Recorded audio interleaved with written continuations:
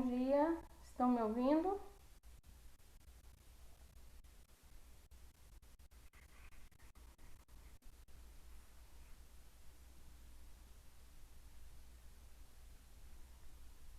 Sejam todos bem-vindos à nossa aula, tá? Segundo A, tem algum novato na turma de vocês? Não, né? Tô vendo aqui, não. Todos foram meus alunos ano passado, né? Nós vamos trabalhar com duas disciplinas, na verdade duas não, só uma disciplina que é física, tá bom? Vamos trabalhar somente com física. Vocês estão me ouvindo? Manda aí um joinha ou falem comigo para mim saber se estão ouvindo. Ótimo. Façam um outro favor para mim. Quero que vocês coloquem aqui no bate-papo o nome e a turma, porque que é importante. Para justamente vocês tiverem nota de participação da aula online e presença, tá? Professora, por que a gente sempre tem que fazer isso? Por quê? Como vocês sabem, minha nota eu vou somar e dividir por 2. Eu sempre uso esse método, né? De somar e dividir por 2. Então, quem assiste as aulas online estão frequentes, além de ter frequência, tem a nota de participação, de presença. Em caso você precise, eu somo lá sua nota, divido por 2, sua nota ainda está baixa ou vermelha. Para você ter uma nota melhor, você pode contar com esse ponto de participação, tá? Então é importante que vocês assistam. Por mais que eu vou publicar a videoaula lá no Google Classroom, é necessário que vocês participem, porque não é a mesma coisa, tá bom? O nosso método de aula vai ser da mesma forma, né? Aulas no Zoom, tá? Atividades, eu sempre vou usar o Google Forms, eu acho ele mais fácil para elaborar as questões e publicar lá para vocês responderem, porque já cai para mim automaticamente todos que fizeram. Então, eu vou utilizar esse mesmo método. Vocês têm alguma pergunta para fazer, alguma dúvida? Eu vou dar esse tempinho aqui de abertura para a gente tratar essas questões. Caso vocês querem falar alguma coisa. Alguém? Kaique, Rafaela, Laciele, Catiele, Hildo, Gustavo, Hugo, Gabriel, alguém? Ana Clara? Não? Ninguém tem dúvida de nada?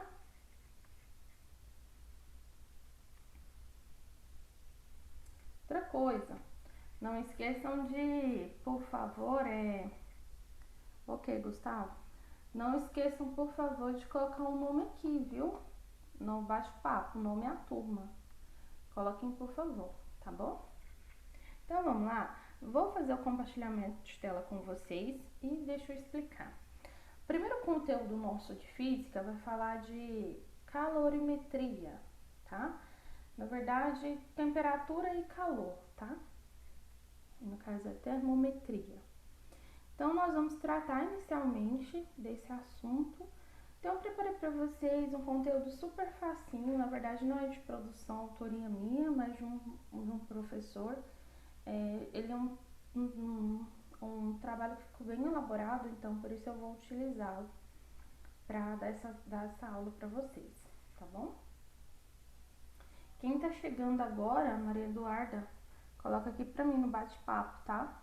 Seu nome e a turma, para registrar sua frequência, porque fica gravado. Assim como eu gravo a aula, a frequência de vocês, quando vocês escrevem aqui para mim, fica gravada também. Isso é importante, vocês não deixarem de anotar, tá? Então, vamos lá. Bem tranquilinho, eu acho que nós não vamos até 11h20, eu acho que a gente finaliza até um pouquinho antes disso, porque o conteúdo foi bem simples mesmo. Vou passar cobrar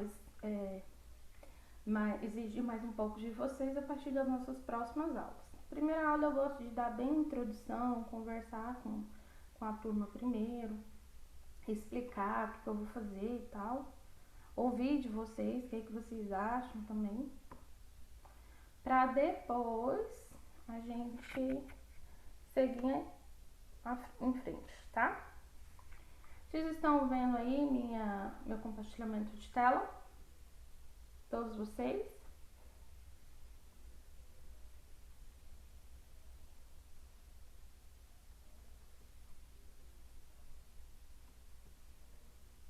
Gente, conversem comigo, senão eu não vou saber. Por favor. Vocês estão visualizando a minha tela, compartilhamento de tela, o segundo ano, já ia falar primeiro. Sim, não? Vamos ver aqui no bate-papo. Ótimo. Só o Gabriel tá vendo? Os demais também?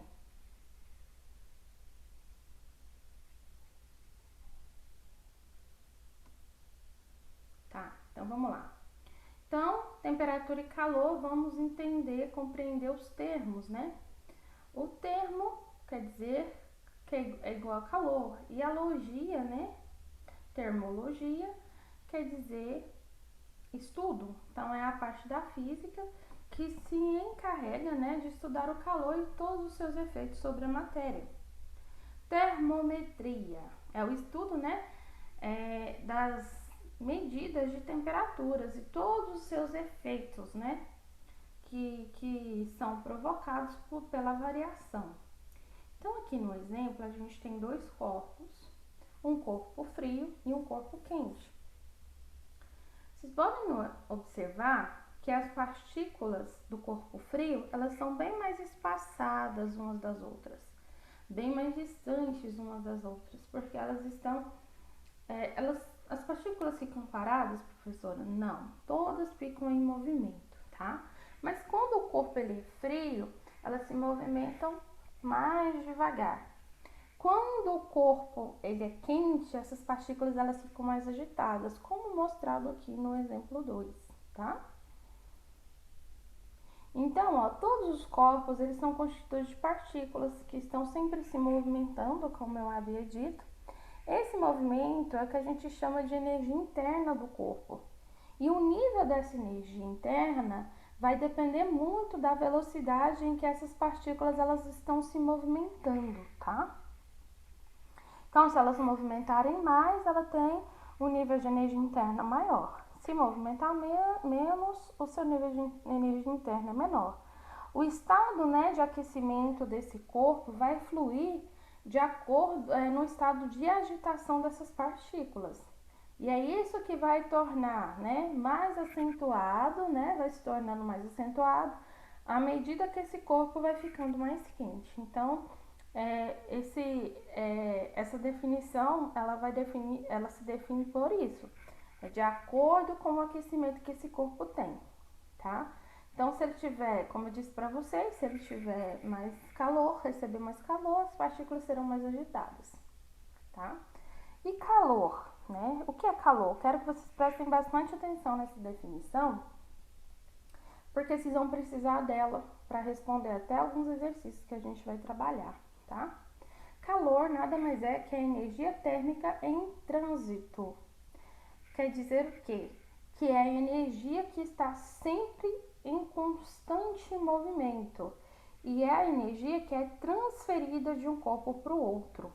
Então, energia térmica em trânsito, ou seja, é a energia que está sempre em constante movimento, sempre sendo transferida de um corpo para o outro corpo. Ficou claro a definição? Segundo A, tem alguém aí me ouvindo? Então, ó, como aqui o cubinho de gelo. O cubinho de gelo recebe calor, ele vai mudar o seu estado, sólido para o líquido. E uma charge aqui para a gente se divertir um pouquinho, de acordo com o Jota Quest, o amor é o calor que aquece a alma. Aí o Minion diz, por favor, parem de me amar porque o calor tá grande, tá? Então, o calor, gente, é a energia que vai fluir de um corpo com maior temperatura para o corpo de menor temperatura. A unidade que representa, né, qualquer forma de energia é o Joule, representado por esse J aqui, ó. Então, o joule também ele designa o calor e também ele é adotado como unidade para denominar a caloria, tá? Ou calorimetria. Então, um cal, né, de caloria é igual a 4,186 joules. Importante a gente saber isso para que a gente possa fazer os cálculos que nós vamos fazer mais para frente, tá? Então, é fácil segurar uma panela quente com cabo de madeira do que com cabo de metal? Bem óbvio, né? Óbvio é que é melhor você segurar uma panela de cabo de madeira. Cabo de metal é condutor de calor, então você vai se queimar. Então, propagação do calor vai acontecer por três maneiras, ou por condução, ou por convecção, ou por irradiação. Nós vamos então ver um pouquinho o que quer dizer cada uma dessas maneiras de se propagar. Tem alguém aí me ouvindo, entendendo o que eu estou ensinando? Catiele, Laciele, fala alguma coisa? Por favor. Sim, Ah, ótimo. Vocês estão tão caladinhos. Fizeram mais participativos. O que foi? Vocês estão caladinhos desse jeito?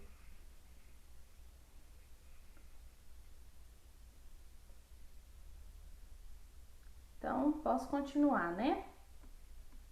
Como eu sempre falo com vocês, mandem pra mim um bate-papo. O que vocês estão entendendo aí? Ou o que não tá entendendo? Ah, entendi. Ah, não, Catiele, você não é a única, não. Mas vamos melhorar isso aí, tá? Então, condução. O que quer dizer a propagação de calor por condução? É a transmissão, né, de energia térmica de uma partícula para outra. Então, olha só, presta atenção na imagem.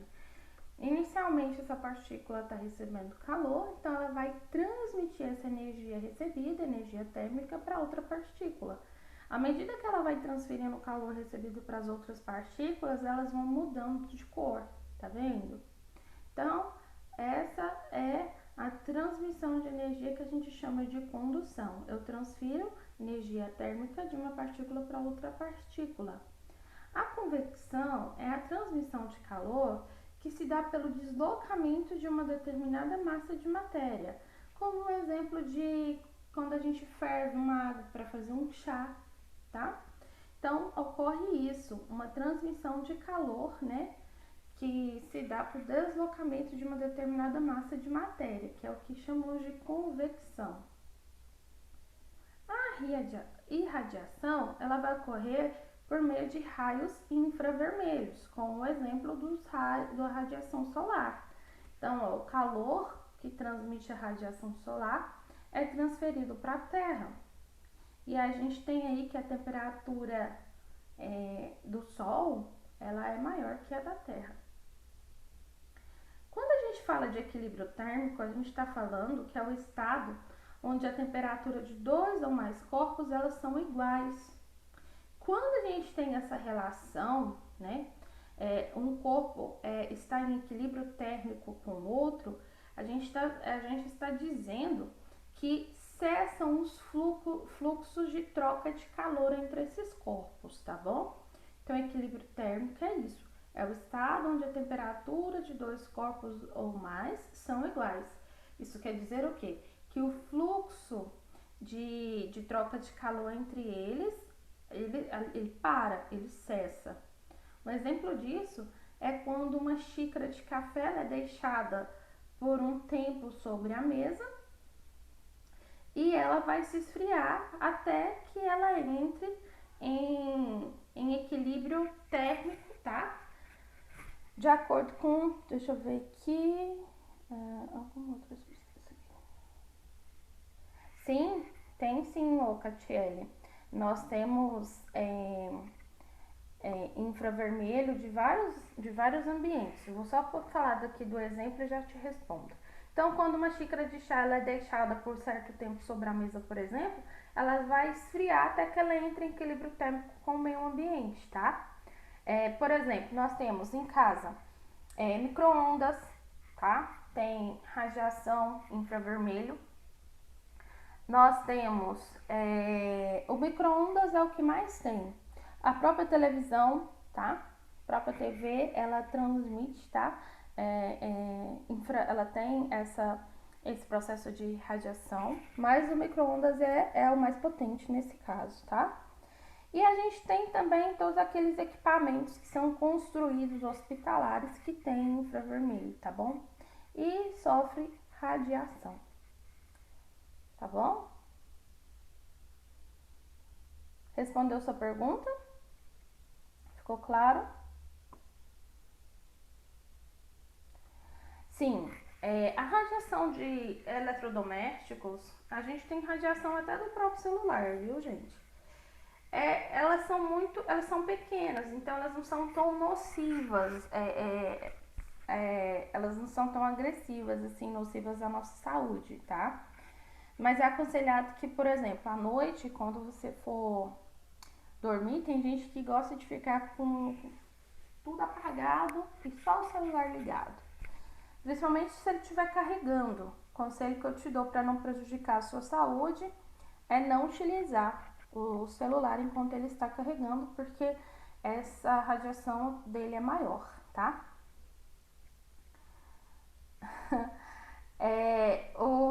Agora, de aparelhos eletrodomésticos assim que a gente tem em casa, é uma coisa assim a longo prazo, não é uma coisa de curto prazo não, tá? Então todos nós somos expostos a esse tipo de radiação, é claro que umas são menos nocivas que outras. Por exemplo, quando teve aquele acidente, Césio 137, acho que vocês não vão nem lembrar disso, nem eu era nascida quando isso aconteceu. Mas foi uns aparelhos de raio-x de um hospital em Goiânia foram jogados no lixão. Então, todas as pessoas que tiveram contato com esse aparelho na época, nesse lixão, todos ficaram contaminados. E por ele ter um componente químico de radiação muito forte, a maioria dessas pessoas, as pessoas tiveram que ser isoladas e elas tiveram que passar por tratamentos, fora aqueles que não sobreviveram, tá? Quanto ao uso do micro-ondas, podem ficar tranquilos que ninguém vai morrer, não. Apesar dele ter radiação, ele também é feito com componentes que bloqueiam essa radiação diretamente a nós, tá? É claro que tudo chega a nos atingir, mas não nesse ponto de nos deixar doentes, tá? Só para vocês não ficarem traumatizados. Viu, Catiele? Pode ficar tranquila, não precisa ter esse medo todo não, tá bom? Então, por mais que ele também tem ondas eletromagnéticas e uma capa de proteção que não nos agride dessa forma, tá? Mais alguma pergunta?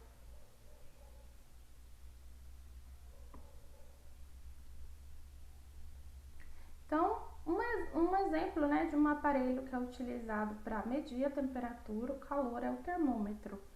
O termômetro, ele tem dentro dele um metal líquido que é o mercúrio. O mercúrio, quando exposto a calor, ele dilata com facilidade.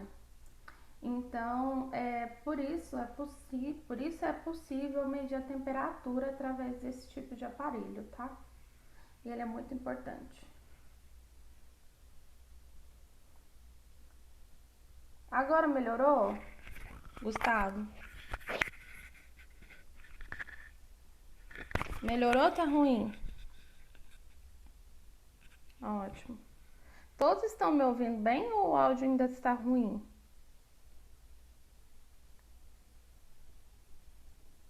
Me avisem, por favor, para mim saber. Deixa eu abrir aqui.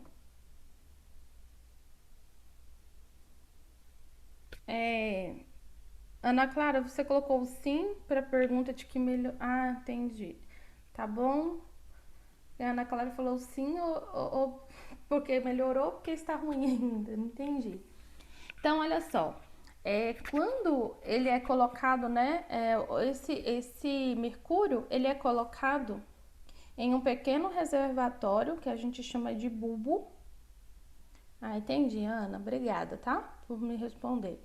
Ele é colocado em um bulbo, que é um pequeno reservatório que é ligado a um capilar de vidro, como esses modelos aqui. Aqui a gente tem um modelo do simplesinho e do digital, tá? Todos têm o mesmo efeito.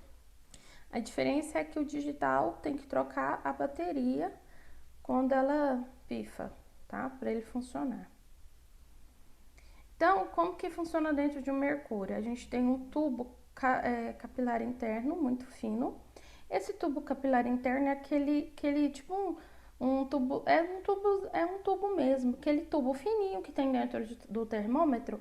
E é dentro desse tubo que vai o mercúrio, tá? Líquido. E aí, ó, esse é o bulbo. A substância termométrica é o mercúrio, o metal, e uma escala para representar o nível da temperatura, tá? A escala termométrica, ela é calculada de acordo com alguns cientistas. No Brasil e a maioria dos outros países, a gente utiliza o Celsius.